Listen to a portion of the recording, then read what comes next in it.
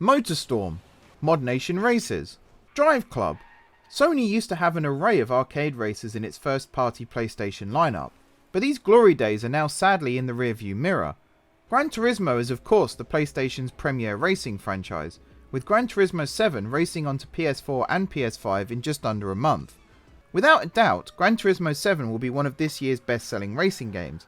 But while Gran Turismo caters to the simulation and simcade crowd, Sony doesn't have a single arcade racer in its first-party lineup to rival Forza Horizon. This needs to change.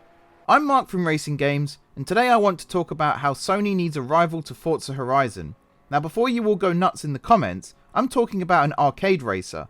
Yes, Gran Turismo is amazing, but it's more of a simcade racer compared to Forza Horizon. Oh, and I'm also talking about exclusives here, so titles exclusive to their consoles only. Okay, I think that's all the disclaimers out of the way. Let's get on with it.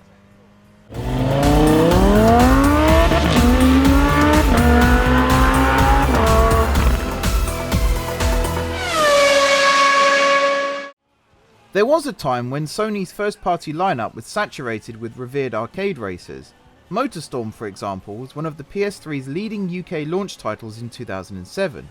At the time, its spectacular crashes, detailed car models, and realistic mud splatter effects showed off the PS3's prowess. Developed by Evolution Studios, MotorStorm's mayhem-filled off-road racing made it a huge hit. Thanks to a variety of vehicle types from bikes to big rigs to ATVs and rally cars, the multi-class races were fun and gloriously chaotic.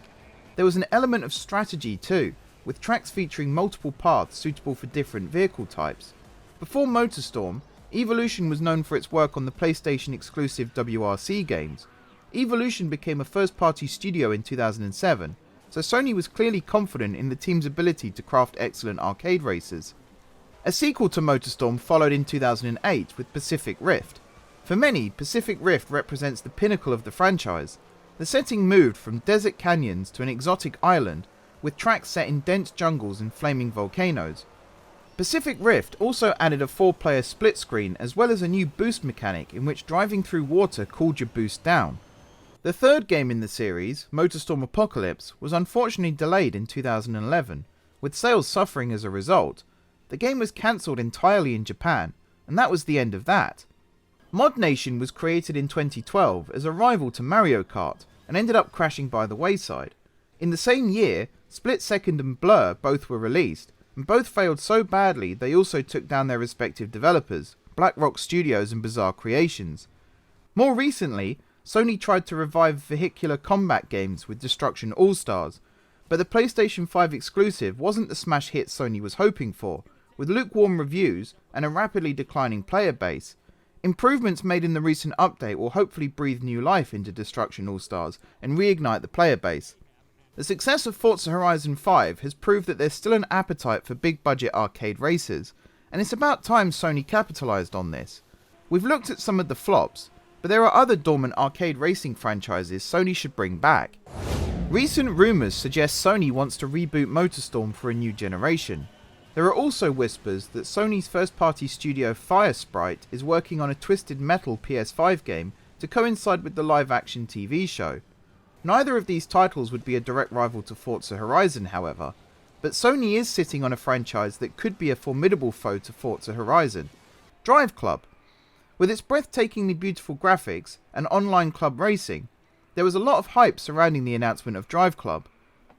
Originally planned as a PS4 launch title, DriveClub released in 2014 after several delays, but the launch was a disaster. This sounds like a very familiar story to me. Server issues plagued the game for months. For an online-focused racer, this was catastrophic. After DriveClub's dreadful launch, Evolution Studios was shut by Sony in 2016. Former Evolution staff went on to work at Codemasters, and formed a new Codemasters Evo team to develop Onrush. Sadly, the misunderstood arcade driving game sold poorly. DriveClub's approachable yet authentic car handling provided a more accessible experience than Gran Turismo, drawing comparisons to Project Gotham Racing. 8 years on, DriveClub's visuals are still jaw-droppingly stunning, and you still won't find better weather effects in any other console racer. An open-world DriveClub sequel could be Sony's answer to Forza Horizon. But with former DriveClub director Paul Ruszczynski now working at Avalanche Studios, and Sony haunted by the disastrous launch, DriveClub 2 is still unlikely to happen. So let's turn to a behemoth franchise that could be perfect for filling the Forza Horizon sized hole in Sony's lineup. All you racing purists might want to look away now. Yep, it's that one. Before we move on, have you subscribed to Racing Games yet? Just one click and you're on the Racing Games grid. Oh, and hit that notification bell too so you never miss an upload. Alright, on with the video. Okay, hear me out here, but what about an open world version of Gran Turismo? I'm talking about driving from race to race rather than selecting them from a menu. Do you need an A license? Drive to the test centre and get one. Your car needs an oil change? Limp it to the nearest garage and hope it's a cheap job. Given how long Gran Turismo games take to develop, it's hard to see Sony justify splitting Polyphony's resources to make a spin-off. The series is also synonymous with realism. There's a reason it has the tagline The Real Driving Simulator. So an arcade-style open-world spin-off would be risky, but Sony has taken risks with the Gran Turismo brand in the past. In the early 2000s, Gran Turismo Concept 2002 Tokyo Geneva embraced the weird and wonderful world of concept cars. More recently, Gran Turismo Sport lacked a traditional single-player campaign, prioritising online multiplayer racing and esports events instead. Just as the Horizon games do for Forza Motorsport, Gran Turismo spin-offs would plug the gaps between the mainline GT games and bring casual players to the franchise. If Sony can replicate the success of Forza Horizon with an open-world Gran Turismo, it's a risk worth taking. Personally, I love this idea. It won't detract from the mainline Gran Turismo games, but at the same time can inject a little bit more fun into the series. You can keep the same driving physics and car models, but inject some humour in the form of side characters and wackier races. Don't worry though, I don't want them to parachute a Ford Bronco out of an aeroplane. That's too ridiculous, even for me. Before you all turn your keyboards into dust with your furious typing, my point is sometimes a franchise needs to do something a little different to freshen things up. Gran Turismo is nowhere near that stage yet, but when that day does come, perhaps an open world entry is the change it will be looking for. If Sony are looking to create a rival to Forza Horizon, they need look no further than the rival to Forza Motorsport.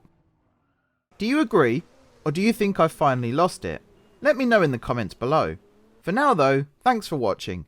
I've been Mark from Racing Games, please like and subscribe if you enjoyed the video, and now I'm off to draft a map design for Gran Turismo Open World Racing.